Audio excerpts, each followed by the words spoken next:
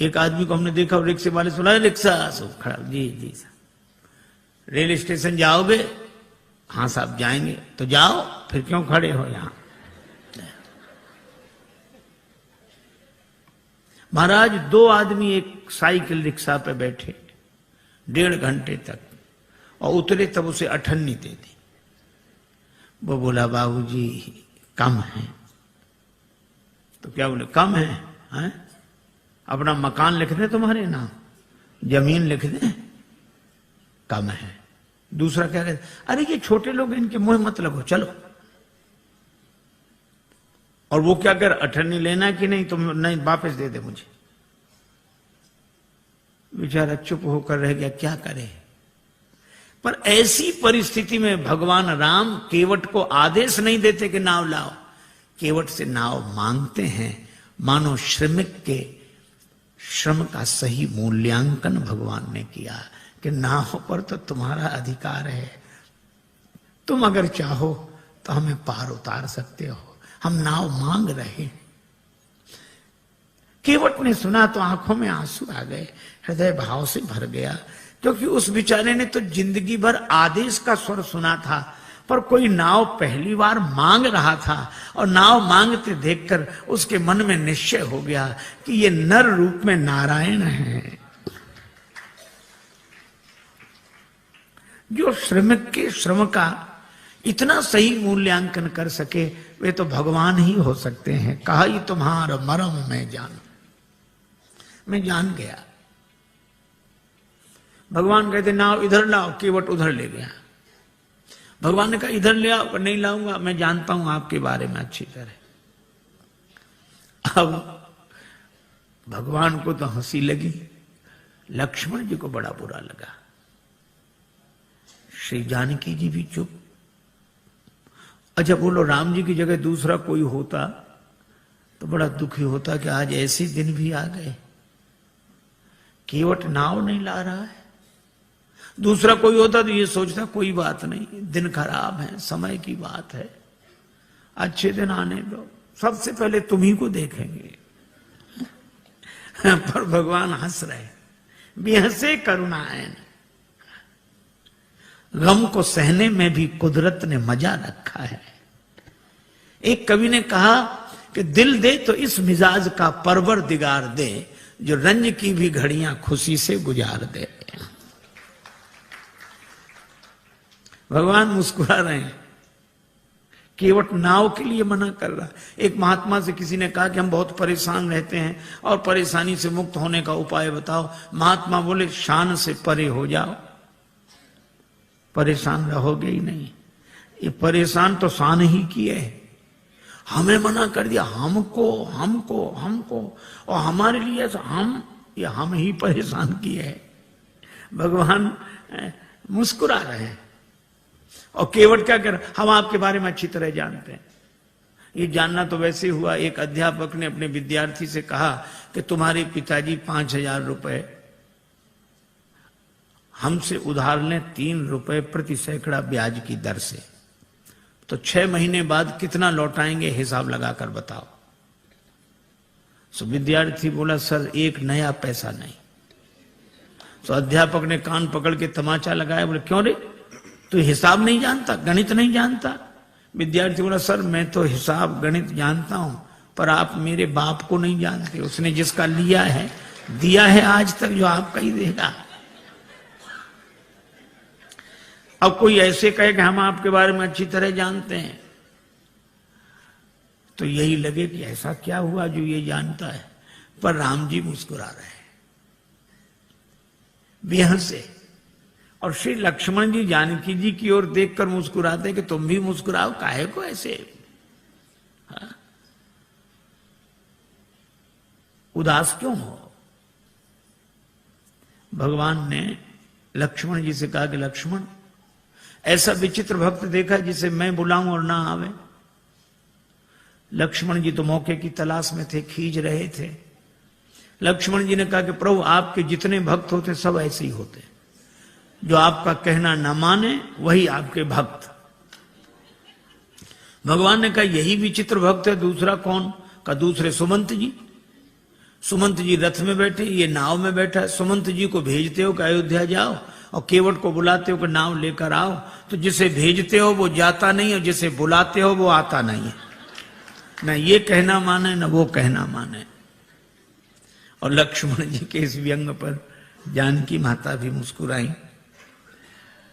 राम जी को भी हंसी आई। पर राम जी ने कहा, लक्ष्मण, किसी दुकानदार का सगुन सवेरे सवेरे बिगड़ जाए, उधार मांगने वाला आ जाए, तो वो बेचारा क्या सोचता है कि कहां से कहां तुम सवेरे सवेरे आ गए, अब दिन भर उधारी का ही सामना करना पड़ेगा, सगुन बिगड़ गया। तो भगवान श्री राम जी ने कहा कि लक्ष्मण, इसी तरह मेरी यात्रा का सगुन बिगड़ गया। जब मैं चला तो वनवास केवल मेरे लिए हुआ था। 14 वर्ष राम वनवासी। लक्ष्मण तुम्हारा भी वनवास नहीं था, श्री सीता जी का भी वनवास नहीं था। तो मैंने तुम दोनों को मना किया कि नहीं कि हमारे साथ वन मत चलो? दोनों बोले हाँ किया तो था। राम जी बोले तो फिर आप दोनों ने हमारा कहना माना? दोनों बोले नहीं माना। राम जी बोले हम तभी समझ गए थे कि जब यात्रा के शुरू में ही ये हाल है, जब अपने घर के ही लोग कहना नहीं मान रहे तो आगे जितने मिलेंगे सब ऐसे ही मिलेंगे। पर भगवान ने कहा कि श्री लक्ष्मण और श्री जानकी जी से कि आप दोनों ने कहना इसलिए नहीं माना क्योंकि मेरे प्रति प्रेम है, प्रेम के कारण कहना नहीं माना। तो मुझे लगता है कि केवट भी प्रेमी ही होगा, वो भी कहना नहीं मान रहा है। लक्ष्मण जी ने कहा इसमें प्रेम तो दिख नहीं रहा है। भगवान ने कहा केवट के जीवन में प्रेम का दर्शन है, प्रेम का प्रदर्शन नहीं है। जैसे हम लोगों का होता है, जो मिले उसी से, अरे आप तो हमें प्राणों से अधिक प्रिय हो। सच कह रहे हैं, प्राणों से अधिक प्रिय। और एक से ही नहीं कहेंगे, दूसरे से कहेंगे थोड़ी देर बाद फिर, अरे भैया प्राणों से ज्यादा प्रिय हो। दिन में 10-20 से कह देते प्राणों से अधिक प्रिय हो। ये तो भगवान की बड़ी कृपा है कि प्राण ये सुनकर नाराज नहीं होते। नहीं कहीं प्राण नाराज हो जाए कि हमसे ज्यादा प्रिय है तो इन्हीं को रखो, अब हम जा रहे हैं, कोई नहीं कहेगा। केवट के जीवन में प्रेम का दर्शन है। लक्ष्मण जी ने कहा कि महाराज इसका प्रेम तो आप ही समझो। अच्छा केवट क्या सोच रहा है? केवट जान गया है कि आप भगवान हैं, पर केवट कहता है कि आपको कोई रोक नहीं सका। जनकपुर वाले जनकपुर में नहीं रोक सके, आप अयोध्या आ गए। अयोध्या वाले अयोध्या में नहीं रोक सके, आप श्रृंगवेरपुर आ गए। और श्रृंगवेरपुर के राजा श्रृंगवेरपुर में नहीं रोक सके, आप गंगा जी किनारे आ गए। और अगर मैं भी आपको नाव में बिठाकर पार कर दूंगा तो फिर मेरी भी क्या हिम्मत जो मैं आपको रोक लूं। तो उपाय यही अच्छा है, ना नाव लाऊंगा ना पार करूंगा, अपने आप रुके रहोगे। कही तुम्हारा मरम में जाना।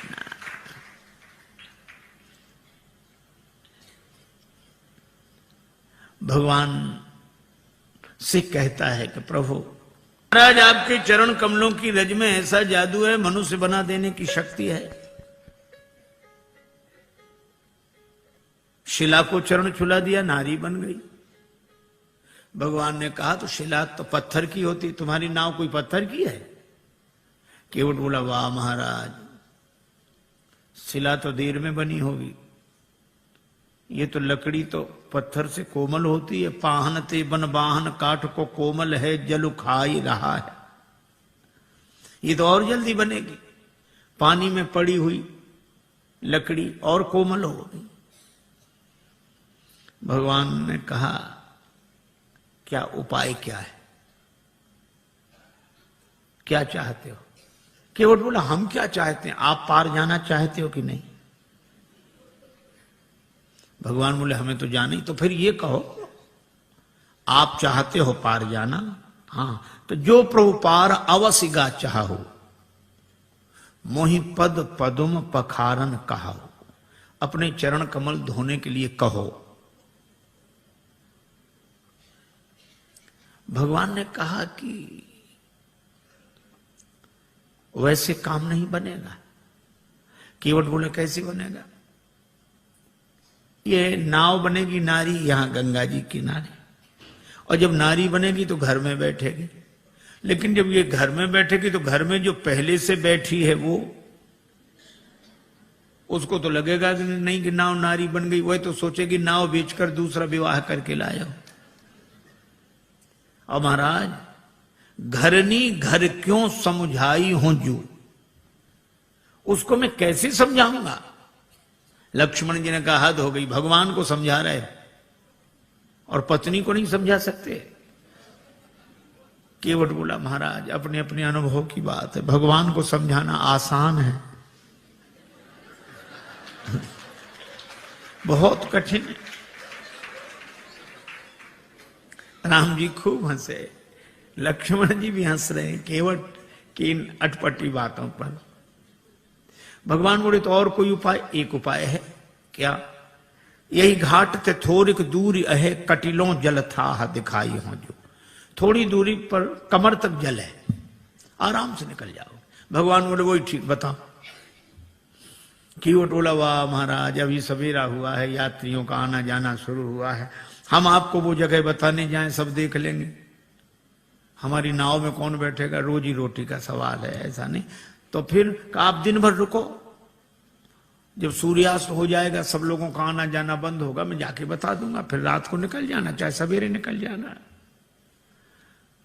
भगवान बोले लक्ष्मण चरण धुलाना ही ठीक है, यहां कहां रुकेंगे। केवट कहता है कि चरण धोने के लिए कहो। पात भरी सहरी सकल सुत बारे बारे, केवट की जाति कछु वेद ना पढ़ाई हो, पूरा परिवार मेरो याही लागे राजा जू हो, वित्तहीन कैसे दूसरी गढ़ाई हो। अगर ये नाव नारी बन गई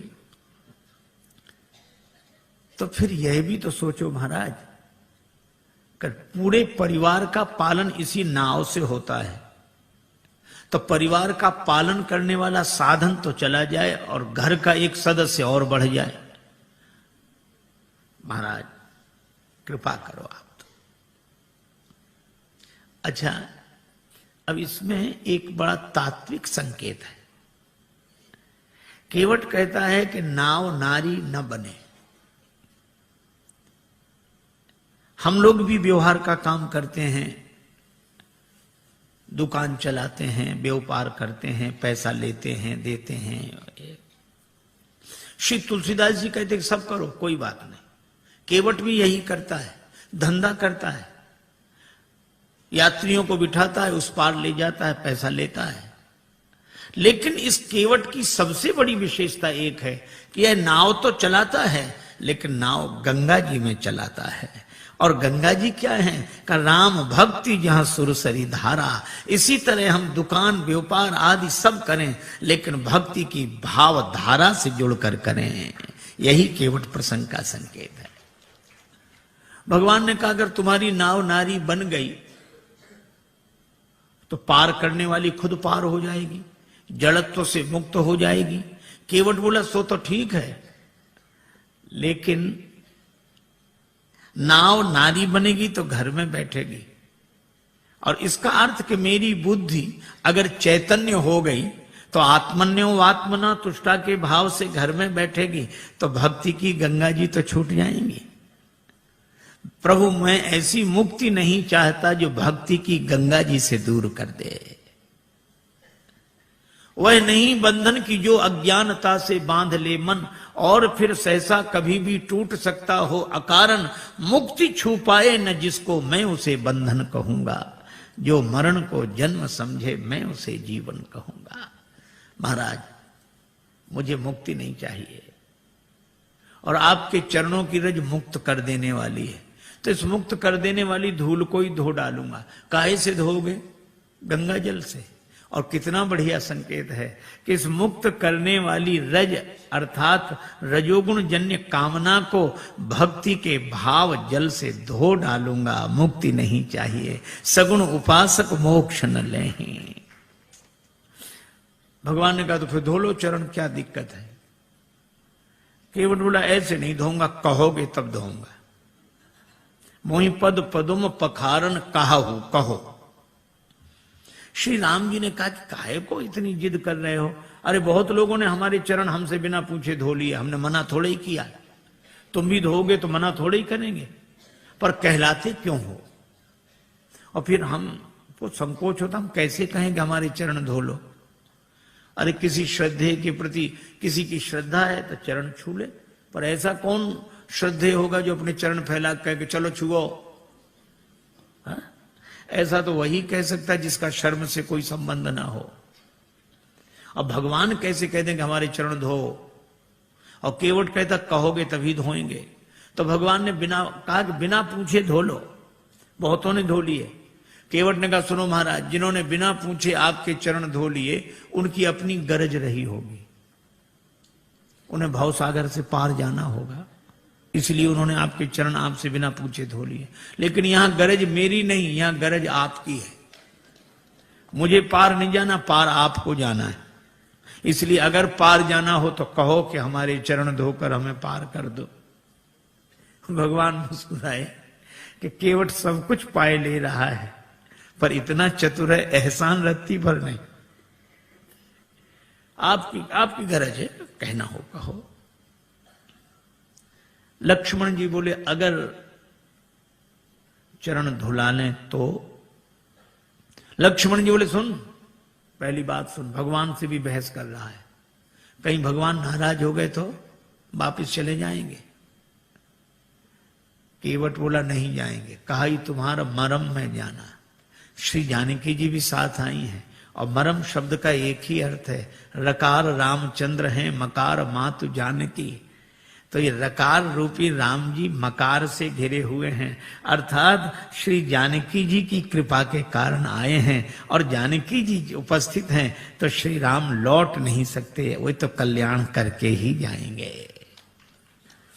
अच्छा सो तो ठीक है। भगवान बोले अगर चरण धुला लें तो? केवट बोला चरण धुला लो तो कोई हम पर एहसान करोगे? औरों से उतराई लेता हूं, आपसे नहीं लूंगा। नहीं लोगे ना? पद कमल धोए चढ़ाई नाव, ननाथ उतराई चहो।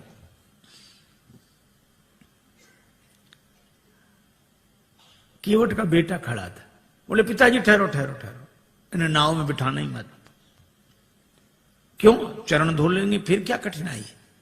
चरण छुलाने से तो शिला नारी बनी थी। केवट का बेटा बोला इनके हाथों से भी खतरा है। चरण इन्होंने शिला को छुलाए थे, हाथ इन्होंने धनुष को छुलाए थे। छुअत ही टूट पिनाक पुराना। अगर चरण छुलाने से नाव के नारी बनने का डर है तो हाथ छुलाने से नाव धनुष की तरह टूट जाएगी। इनको किसी भी दशा में बिठा लो ही मत ना। लक्ष्मण जी ने सुना कि केवट है सो है, बेटा और गजब। पर केवट बोला नहीं नहीं, चरण धुला लेंगे बस।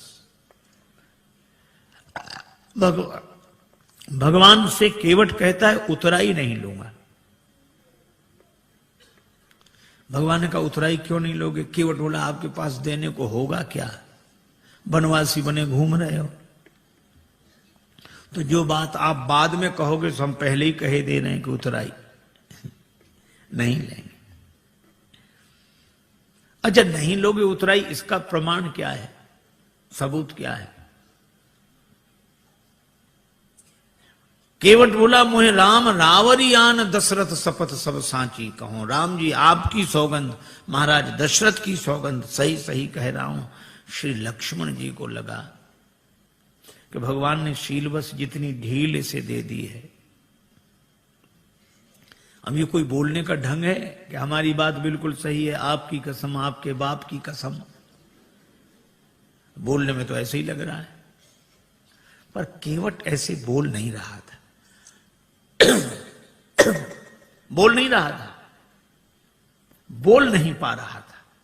वो कह रहा था मैं आपकी सौगंध ऐसे कर रहा हूं जैसे दशरथ शपथ, भीष्म प्रतिज्ञा, बलिदान, इसी तरह ये शब्द है दशरथ शपथ। दशरथ शपथ की तरह मैं आपकी सौगंध कर रहा हूं। लेकिन बेचारा बोल नहीं पाया। लक्ष्मण जी को लगा कि अच्छा, धनुष पर बाण चढ़ाया, तैयार हो जा मरने के लिए। पर केवट उसी तरह बोला, बाण को देख, हाँ चलाओ चलाओ बाण, मार दो मार दो, मेरा परम सौभाग्य है, मारो तो बाण। लक्ष्मण जी को लगा ये मौत से भी नहीं डरता, तो इसको डराने का उपाय क्या है? तेरा परम सौभाग्य कैसे? केवट बोला, अभी थोड़ा ही पता लगेगा, मर जाऊंगा, फिर जांच होगी, उस जांच में मैं बड़ा सौभाग्यशाली माना जाऊंगा। क्यों? मरूंगा हाथ से किसके, जो श्री रघुवीर का प्यारा है, राम जी के भक्त के हाथों मरूं। और मरूंगा किस जगह, जहां निर्मल गंगा की धारा है, जहां गंगा जी बह रही हूं। और मरूंगा सामने किसके, कि जिनका दास होता हूं, राम जी का भक्त हूं, राम जी के सामने मर रहा हूं। और मरूंगा किस खता पर, पांव करुणा निधि के धोता हूं, चरण धो रहा हूं। अगर इन पद पंकजों पर प्राण खो जाएगा केवट, तो मरकर भी जमाने में अमर हो जाएगा केवट। फिर क्यों ऐसा समय श्रीमान जाने दूं, न क्यों जानकी जीवन के सन्मुख जान जाने दूं। तैयार हूं, बाण मारो। सरकार को प्राण न ते प्रिय बंधु, वही मोहे बाण ते मारत है।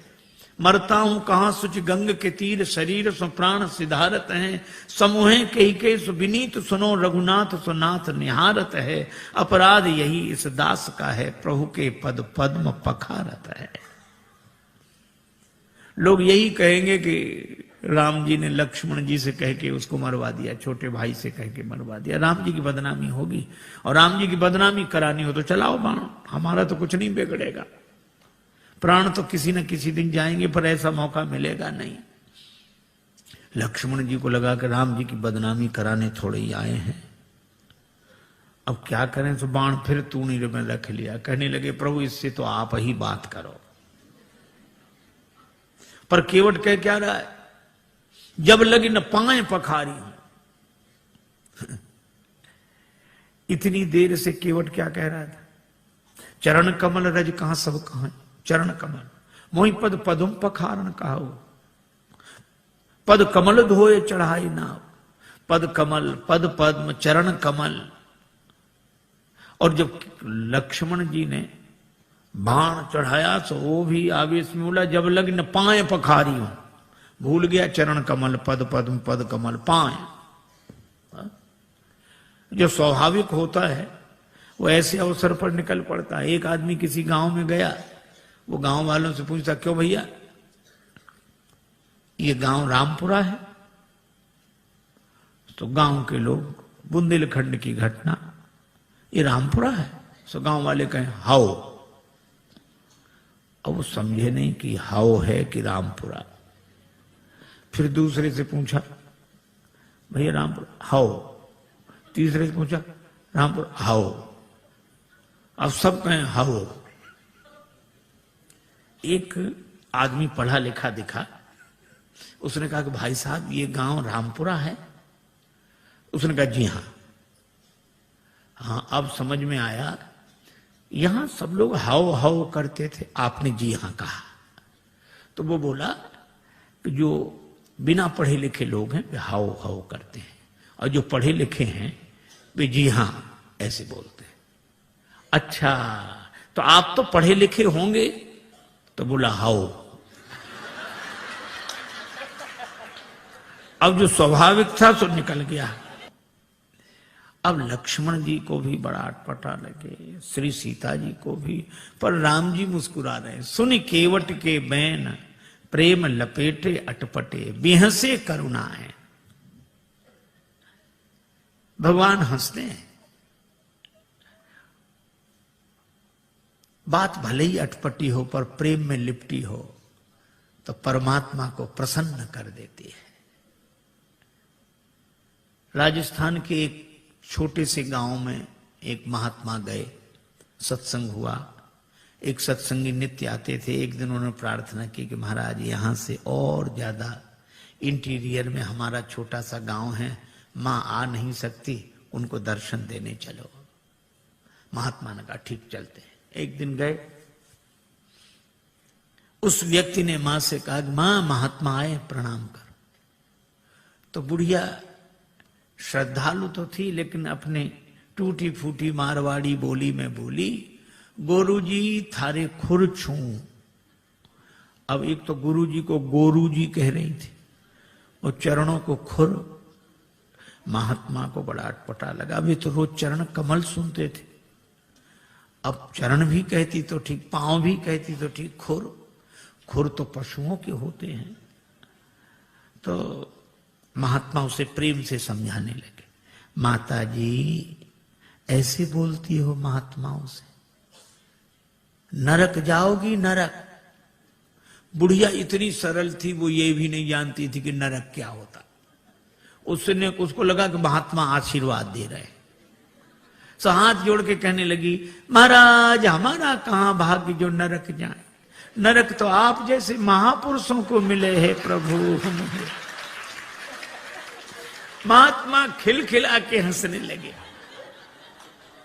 अरे ऐसी सरलता पर महात्मा क्या परमात्मा प्रसन्न हो जाते हैं।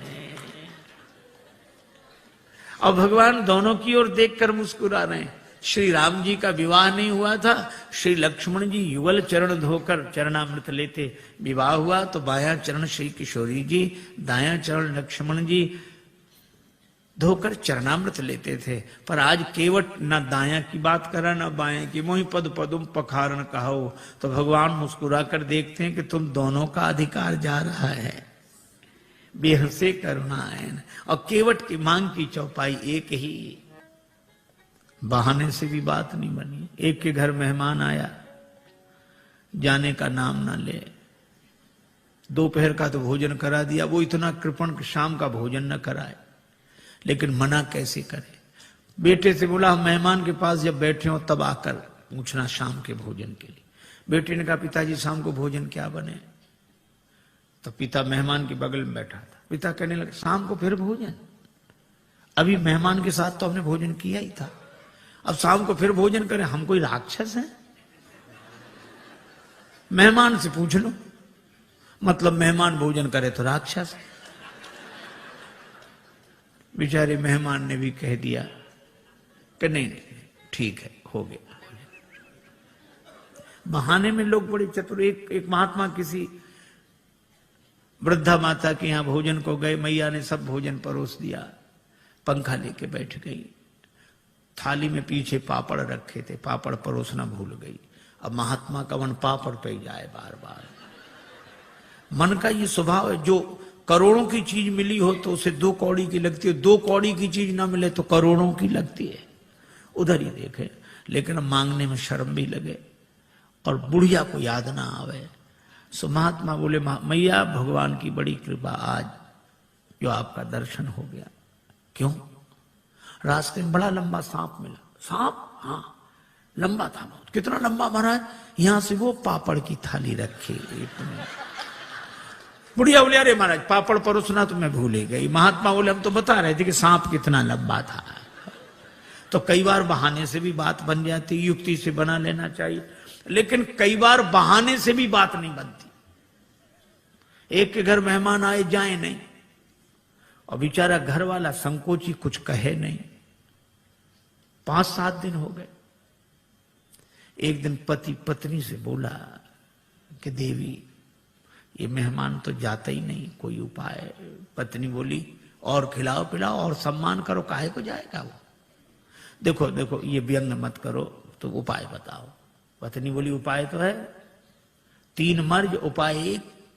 बुखार हो, जुखाम हो, मेहमान हो।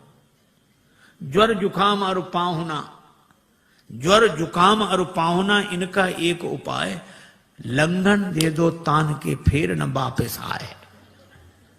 लंघन दे दो बुखार नहीं आएगा, लंघन दे दो जुकाम नहीं आएगा, लंघन दे दो मेहमान नहीं आएगा। हाँ ये बात तो ठीक है, लेकिन अब हम लोग भोजन बनाएं उसे ना दें तो एक दिन ना बनाओ। तो नहीं बनाने का तो कोई कारण होगा। झगड़ा, हम लोगों में झगड़ा होते नहीं, झूठा ही झगड़ा कर लो। अब बाहर वाले कमरे में मेहमान बैठा, भीतर जोर जोर से इन्होंने झगड़ा करना शुरू किया। पति ने डांटना शुरू किया और पत्नी ने, मुझे देखो तो मुझे डांटते रहते और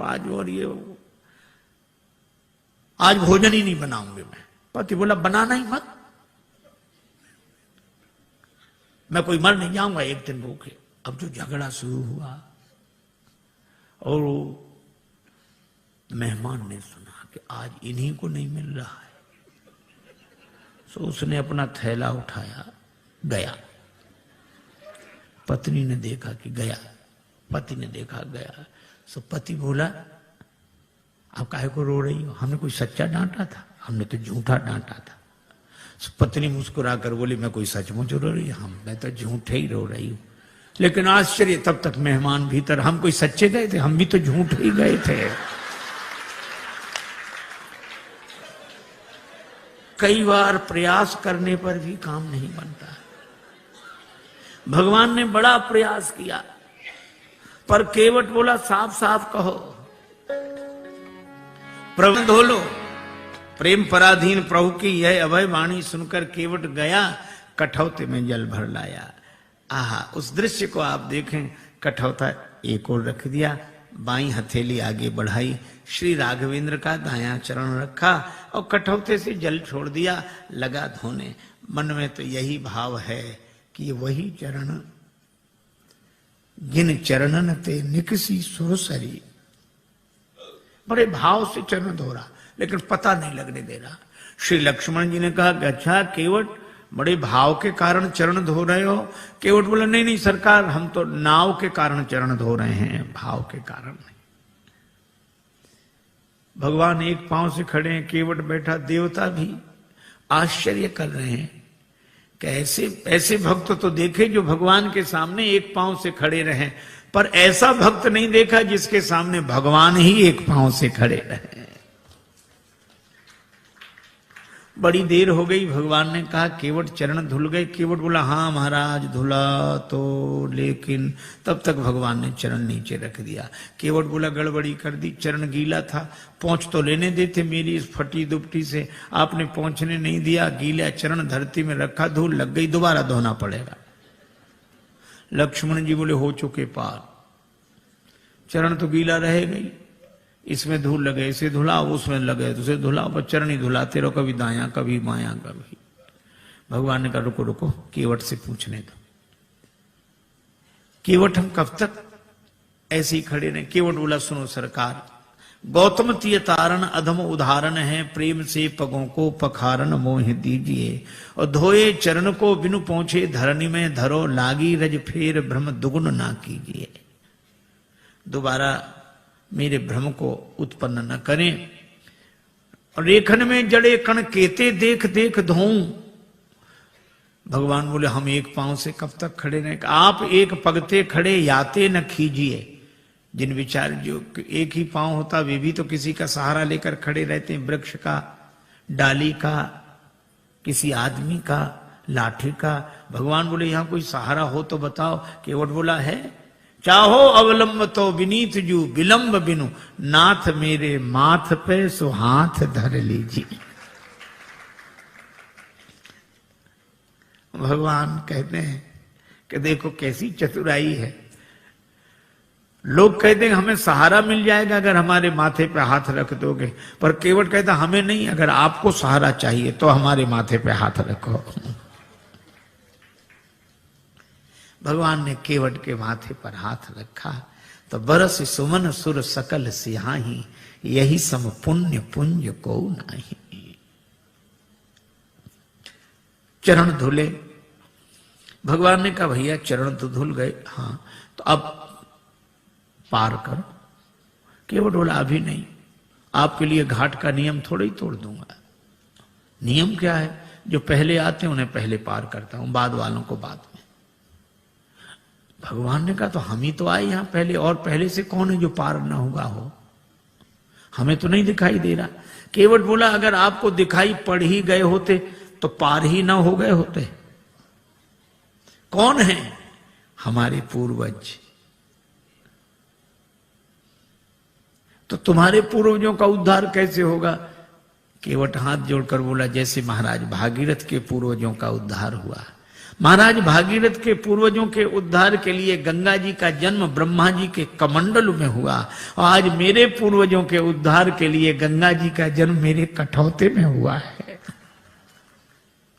पद पखारी जलपान करी, आप सहित परिवार पितर पार करी, प्रभु पुण्य मुदित गए उलई पार। पितरों को पहले पार किया। ये देखो प्रसंग कितना सुंदर संकेत करता है। श्रद्धा से एक शब्द बना है श्राद्ध। हम लोग उनका भी श्राद्ध करते हैं जो हमारे पूर्वज अब शरीर में नहीं है। पर एक व्यक्ति मरा, उसके 2 बेटे, मां बहुत कहेगा कुछ करो, बेटे कहते हम इस सब में विश्वास नहीं रखते, क्या फायदा, इससे क्या फायदा। मां ने एक दिन कहा कि पिता की अस्थियां गंगा जी में ही छोड़ आओ, 16 किलोमीटर दूर है, इससे क्या फायदा। मां बोली कि तुम विश्वास नहीं करते, पर जिनकी अस्थियां हैं वे विश्वास करते थे। छोटा बेटा बोला ठीक है हम चले जाएंगे। साइकिल से गया, थैले में पिता की अस्थियां लेकर 12 किलोमीटर दूर गया। एक नाला बह रहा था, कहां जा रहा, 4 किलोमीटर बाद गंगा जी मिल जाता है। बेटे ने सोचा नाला जा ही रहा, हमारे जाने की क्या जरूरत, वहीं छोड़ दी पिता की अस्थियां। लौट आया, मां ने कहा क्यों, पहुंच गई होंगी। रात्रि को उस व्यक्ति ने स्वप्न दिया कि ऐसे मूर्ख बेटे को भेजा, हमारी अस्थियां नाले में डालकर आ गया। मां ने बेटे को बुलाकर डांटा, क्यों रे पिता की अस्थियां नाले में डाल आया। बेटा बोला तुमसे किसने कहा, तुम्हारे पिताजी आए थे रात को सपना देने। तो भी उसने अपनी गलती स्वीकार नहीं की। बोला पिताजी का तो जिंदगी भर दिमाग खराब रहा, मरने के बाद भी पागलपन गया नहीं है। मां ने डांट कर कहा क्या पागलपन है। बेटा बोला 12 किलोमीटर इधर लौटकर सपना देने तो आ सकते थे, 4 किलोमीटर उधर नहीं जा सकते थे। यह हाल है। आज रक्त के संबंधों का पहले जैसा अर्थ नहीं है। आज रक्त के संबंधों का पहले जैसा अर्थ नहीं है। तर्पण भी मिल ही जाएगा, ऐसी भी कोई शर्त नहीं है। लेकिन केवट का प्रसंग हमें सिखाता है, पितर पार करी प्रभु पुण्य मुदित गए लई पार। और भगवान के चरण कमलों को देखकर गंगा जी भी हर्षित हैं। इन्हें तज ब्रह्म कमंडल में अटकी रही भटकी शिवशीष, वर्ष केते बिताए हैं। और जो चरण छूट गए थे, केवट ने वही चरण फिर आ मिलाए हैं। केवट ने भगवान को नाव में बिठाया। अब कह रहा है गंगा जी की बालुका में पहले श्री सीता जी, फिर श्री राम जी, फिर निखात राज गुह, फिर श्री लक्ष्मण जी। केवट ने उतरकर दंडवत किया, चरण पकड़े। लक्ष्मण जी बोले वाह, उस तरफ तो अकड़ रहे थे, इधर तो चरण पकड़ रहे हो। केवट ने कहा वो तो घाट घाट का तरीका है, उधर पार नहीं किया था तो अकड़ कर रोक सकते थे, अब तो पार कर दिया तो चरण पकड़ कर ही रोक सकते हैं। पर भगवान को लगा कि इसे कुछ दिया नहीं। लक्ष्मण जी बोले क्या बात है। प्रभु राम जी बोले इसे कुछ दिया नहीं। अरे और क्या देंगे। कठिनता से चरण धोकर मिले कुछ बिंदु विधि हर को, वो चरणामृत स्वयं केवट के घर जाकर लुटाते हैं। ब्रह्मा जी को जो अवसर मिला, शंकर जी को और जनक जी ने जो अवसर पाया, ये केवट को भी वही मौका मिला। और क्या दोगे। भगवान बोले धीरे बोलो लक्ष्मण, ने उतराई की कौन कहे, चरण धुलाई भी देनी पड़ेगी। चरण भी तो हमने अपने मतलब से ही धुलाए थे। लेकिन दें क्या, कुछ है नहीं। कितना अद्भुत है यह प्रसंग। श्री जानकी जी प्रिय ही की सी जान निहारी, मन मुद्री मन मुदित उतारी। मन मुद्रिका उतार कर प्रभु को दी, आप दे दो उतराई। राम जी सोच रहे हैं कि हमारे हाथ में कुछ है नहीं, केवट को दें क्या। पर श्री जानकी जी ने मन में सोचा और कहा कि प्रभु, मन ही मन कहा कि प्रभु आपके उस हाथ में नहीं, इस हाथ में तो है। श्री राम जी ने कहा कि तुम्हारा हाथ मेरा हाथ कब से हो गया। श्री जानकी जी ने कहा कि प्रभु जब से मेरे पिता ने मेरा हाथ आपके हाथ में दे दिया, उस दिन से मेरा हाथ आपका हाथ हो गया। उतार कर अंगूठी दी। यह आदर्श दाम्पत्य प्रेम का अनुपम उदाहरण। आप कल्पना करो, आज की परिस्थिति में अगर ऐसा होता, कोई घर छोड़कर वन में होता और साथ में पत्नी होती और उसे कुछ देना होता, तो बेचारे पति को ही कहना पड़ता कि वो ऐसा है, वो पत्नी के हाँ बोलो, क्या बात, बोलो बोलो, क्या ये अंगूठी। पत्नी क्या कहती, अपना तो सब बर्बाद कर ही बैठे, ऐसा स्वभाव। अब यही, और बच्चे तो ले आग लगा दो, चाहे जो कुछ करो, ले यही होता। पर श्री जानकी जी कहती हैं नहीं। या कोई दूसरी भावना वाली देवी होती तो वो कहती अरे ये क्या देंगे, लो हम देंगे, केवट ले। पर श्री जानकी जी यह नहीं करती, राम जी को देती, प्रभु आप देता। भगवान ने कहा केवट उतराई ले लो, कहे कृपालु ले हो उतराई, केवट चरण गहे अकुलाई।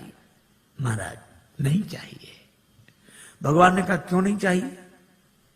क्या तुम्हारे मन में इच्छा नहीं थी? इच्छा थी तब मिल नहीं रहा था, और अब मिल रहा है तो इच्छा नहीं। भागती फिरती थी दुनिया जब तलब करते थे हम, और छोड़ दी हमने तलब तो अब बेकरार आने को है। अच्छा तो तुम्हारे मन में इच्छा क्यों नहीं रही? केवट बोला मैं आपसे मांगने के लिए तैयार खड़ा था कि कहां तक औरों के सामने हाथ फैलाता रहूंगा। राम जी से मांगूंगा तो फिर और किसी से मांगना नहीं पड़ेगा। मैं आपसे मांगने के लिए तैयार खड़ा था। भगवान ने कहा फिर हम बिना मांगे अंगूठी दे रहे हैं, क्यों नहीं दे रहे हो? केवट बोला मेरा विचार बदल गया। कहा क्यों? आपने आते ही नाव मांगी नाव। केवट बोला ये सुनते ही मेरा विचार बदल गया कि जो मुझसे ही मांग रहा हो, अब मैं उससे क्या मांगू? वह तो बहुत बड़ा है जिससे आप कुछ मांगते हो, लेकिन दीनबंधु वह कितना बड़ा है? वह तो बहुत बड़ा है जिससे आप कुछ देते हो, पर वो कितना बड़ा जिससे आप भी कुछ मांगते हो। मांग कर बड़ा बना दिया है, दे दोगे तो छोटा बन जाऊंगा, बड़ा ही रहने दो। नहीं, भगवान ने कहा ये देने लेने की बात क्या, मजदूरी दे रहे हैं हम तो। केवट ने कहा मजदूरी हम उनसे लेते हैं जिन्हें हम पार करते हैं, जिन्हें हम पार करते हैं उनसे मजदूरी लेते हैं।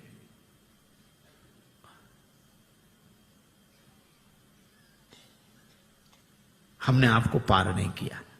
श्री राम जी बोले पार नहीं किया तो हम पार आए कैसे? केवट बोला यही तो हम पूछ रहे हैं, कैसे आए? भगवान बोले नाव से आए। केवट बोला नैया से आए। हाँ, ये नैया किसकी थी? केवट तुम्हारी। केवट बोला यही तो हम कह रहे हैं कि नैया तो हमारी ही पार लगी है। आप पार होने के लिए नहीं आए थे, हमारी नैया पार लगाने के लिए आए थे। आपने चरण रख दिया तो हमारी नैया पार लग गई। उतराई तो हमें देनी चाहिए, दे नहीं सकते तो ले कैसे लें? इसलिए प्रभु नहीं चाहिए। भगवान ने कहा कर ले लो। केवट बोला कि प्रभु वैसे भी नहीं ले सकते, हमारी आपकी बिरादरी एक है, हम लोग सगे भाई हैं। भगवान ने लक्ष्मण जी की तरफ देखा कि सुन रहे। लक्ष्मण जी बोले अभी क्या और मोह लगाओ भाई, पता नहीं क्या क्या बनेगा वो अभी। भगवान ने कहा लक्ष्मण अभी पूछते हैं। केवट से कहा कैसे भाई? केवट ने कहा कि मैं गंगा तट का माझी हूं, तुम भवसागर के केवट हो। मैं इस भव सरिता के तीर में हूं, मैं इस सुरसरी के तीर में हूं, तुम उस भव सरिता के तट हो। आपका भी काम पार करना, मेरा काम भी पार करना। तो मजदूर कहीं मजदूरों से मजदूरी लेते हैं भैया, मल्लाह कहीं मल्लाहों से मल्लाही लेते हैं भैया। भगवान बोले तो हम किसी का कर्ज नहीं रखते। केवट बोला हमारा रख लो। क्यों? चुकाने दोबारा तो आ जाओगे। भगवान बोले हम ना आए तो? केवट बोला हम वसूल करने आ जाएंगे। कहां वसूल करने आओगे? केवट ने कहा अपने को ऋणी समझते हो तो ऋण तुम वहीं चुका देना। मैंने तुमको है पार किया, तुम मुझको पार लगा देना। मैंने पार किया, उतराई नहीं ली। प्रभु आप भी पार कर देना। मेरे पास उतराई देने के लिए क्या होगा? भगवान का सो तो होगा ही, लेकिन ले लो। केवट बोला, आज मुझे क्या नहीं मिल गया? नाथ आज मैं काह न पावा, मिटे दोष दुख दारिद्र दावा। दोष मिट गया, मेरे पितरों का उद्धार हो गया तो पितृ दोष मिट गया। आप मेरी अटपटी बात सुनकर मुस्कुराने लगे तो मेरा दुख मिट गया, और आपने मुझसे नाव मांगी तो मेरी दरिद्रता मिट गई। सचमुच ये निराले भक्त होते हैं जो कुछ नहीं मानते। श्री बिंदु जी महाराज ने लिखा है, इश्क एक तरफा में यूं मशरूर हो जाऊंगा मैं, श्याम तुम होगे क्षमा काफूर हो जाऊंगा मैं। और मैं अगर मांगू जो तुमसे, मुझको तुम देना न कुछ, वरना फिर प्रेमी नहीं मजदूर हो जाऊंगा मैं अगर देखूं तो देखूं, मैं अगर चाहूं तो चाहूं, तुम ना मुझको चाहना। तुमने अगर चाहा तो फिर मगरूर हो जाऊंगा मैं अगर देखूं तो देखूं, तुम ना मुझको देखना। तुमने अगर देखा तो फिर मशहूर हो जाऊंगा मैं। और मैं अगर तड़पूं तो दृग से बिंदु टपकाना ना तुम, वरना आंखों से तुम्हारे दूर हो जाऊंगा मैं। कुछ नहीं चाहिए, कुछ नहीं चाहिए। लक्ष्मण जी ने कहा कि मैं कहता हूं। लक्ष्मण जी बोले, केवट ले ले ले ले उतराई। केवट बोला, सरकार में वचन दे चुका था, ना नाथ उतराई चाहो। लक्ष्मण जी बोले, भगवान को भी वचन का प्रवचन दिए जा रहा है, ले ले उतराई, ले ले ले ले। केवट ने हाथ जोड़कर कहा, छोटे सरकार, हमारा वचन आपके बाण की तरह नहीं है जो धनुष पर चढ़ तो जाता है और फिर उतर जाता है। लक्ष्मण जी बोले, ये वचन कौन सा बाण से कम है? प्रभु आप ही बात करो इससे।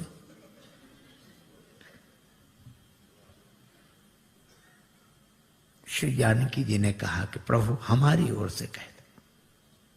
बहुत कीन प्रभु लखन सिय। श्री जानकी जी की ओर से राम जी ने कहा कि केवट उतराई ले लो।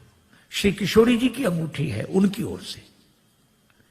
अब तो हंसते रहने वाला, हंसाते रहने वाला केवट भावुक हो गया, नेत्र भर आए, हाथ जोड़कर बोला, प्रभु मैंने आपको पार बाद में किया है, पहले आपके चरण धोए, और मुझसे पहले भी आपके चरण किसी ने धोए थे, महाराज जनक ने।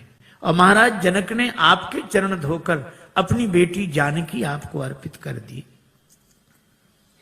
मैं कैसा चरण धोने वाला जो उसी बेटी की अंगूठी उतराई में ले लूं? मैं दे नहीं सकता तो ले कैसे लूं? केवट के आंसू भर आए और श्री जानकी जी को गंगा जी किनारे भी अपनी मिथिला याद आ गई। भगवान ने कहा, केवट तुम कुछ नहीं लेते तो मुझे दे दो। प्रभु आपको क्या दूं?